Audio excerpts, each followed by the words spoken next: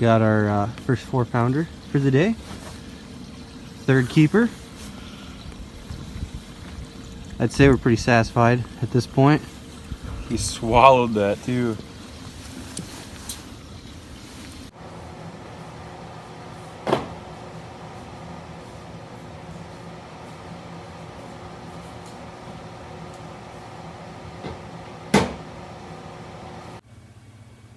Hey there everyone, welcome back to another video.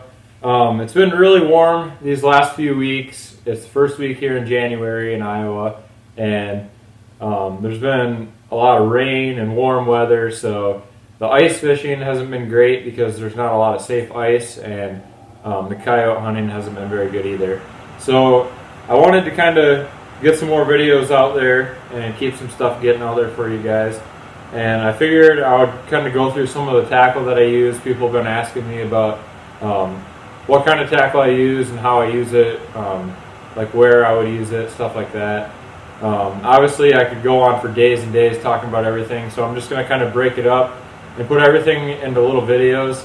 So today I'm going to talk about the Chatterbait, and I'm also going to probably make some more videos after this, so just keep looking out for those because I'm planning on posting some videos maybe a couple times a week about different baits. But like I said, today we're going to talk about the Chatterbait. So the Chatterbaits that I like to use are the original Chatterbait. The original Chatterbait, it's obviously like the legitimate thing. It might be a little bit more than the off-brand Chatterbaits or kind of like the cheaper Chatterbaits. But this is the one you're going to want to buy. The reason being is Chatterbaits, their time to shine is going to be in the spring. And when the water's still really cold, the fish, they're not very active. And the nice thing about this Chatterbait here is you put a little trailer on there, and you don't want to have too much movement because it's just like the bass aren't active. What they're going to be chasing, their baits aren't going to be active either. So you want something that kind of looks like it's moving slow, and you want it to look natural. So you want something with a real tight wobble like this Chatterbait here. And the nice thing is it's light, and it's going to stay up in the water a lot easier when you're reeling it nice and slow. So you can reel it in just painfully slow, and that thing's going to stay up in the water, and it's not going to be dragging on the bottom when you're just barely pulling it in. That way they don't feel like they got to chase down the spinnerbait that's moving really fast through the water. Alright, so when it comes to the Chatterbaits that I'm using, I like to keep it really basic, and I'm either going to use a white most of the time. That's one of my favorite colors. Or I'll also use this brown color here. So I kind of just have basically both ends of the spectrum there. You got your light color and your dark color. And obviously, if I get into a spot when I'm not doing a tournament, I might kind of tweak the colors a little bit and just see if one color is better than the other. But like I said, I like to just keep it basic. They're going to probably bite one or the other, if not both. So when I'm throwing these Chatterbaits, I'm either going to put some kind of trailer. I'm going to put some kind of trailer on there. It's either going to be a little twister tail like that, or it's going to be one of these, and this is called a scrub. It's just like a little 2.5-inch plastic trailer. I put them on these Chatterbaits. I put them on swim jigs, stuff like that.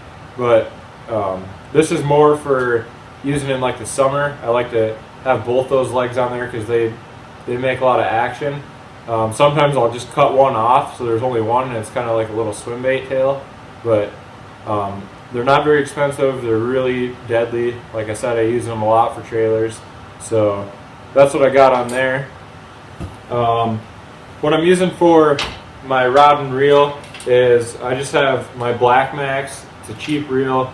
I really beat this kind of stuff up casting a lot, and I'm not rich by any means, so I'm not going to go out there and buy a $250 reel when I'm just going to wear it right out.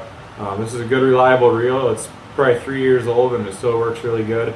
I'm putting 14-pound Power Pro braided line on here, and then my rod is a medium action Abu Garcia Vengeance rod. So obviously a lot of you guys probably are familiar with that rod, it's also not a very expensive rod. But like I said, with using this kind of stuff, I'm just making a lot of casts, really wearing everything out. And honestly, with my experience, it doesn't make a lot of difference.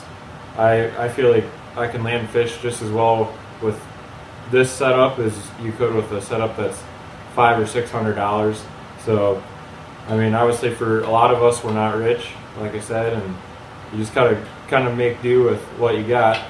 But this has really worked out well for me.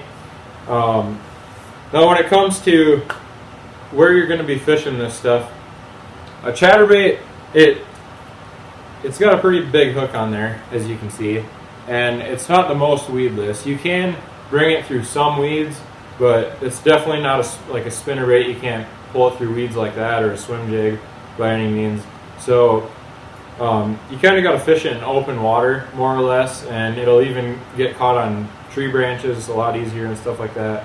But the more you practice with it, especially when you get that trailer on there, you just got to kind of keep it moving. You don't want to let it kind of hang over a log and yank it real quick into it. You just want to keep a nice, steady, smooth reel, and sometimes you'll be able to drag it right over branches.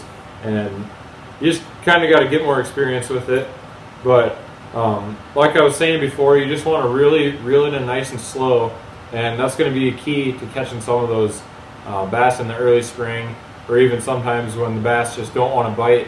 Your spinnerbaits in the summertime, you just want to throw one of these, reel it slower, and just get some of the more lethargic bass to bite.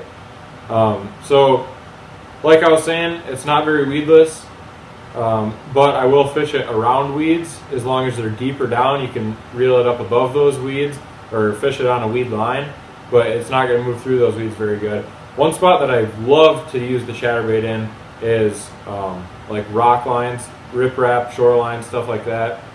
Little rock piles, just anything with rock where there's not a lot of weeds.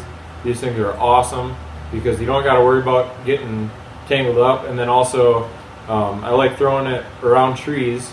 And like I said, you can't get in there as deep as you would with a spinner most of the time, but you can fish a tree pretty good with a chatterbait and get the fish to come out for it. So that's kind of my advice on where to fish it. Obviously, there's probably other ways that you could do it, but that's just kind of the way I do it. I fish a lot on the Mississippi River, and that's a lot different than places in other parts of the country. But this chatterbait, it will work all over the country. I know people use it all over the place, and it's a very good bait. So if you haven't been using chatterbaits, you should definitely get some. If you have been using chatterbaits, but you're not really sure how to use them, I hope this video helped you out. And good luck using the chatterbaits. Good luck this upcoming fishing season. And be ready for another video to drop here in a couple days. See you guys later.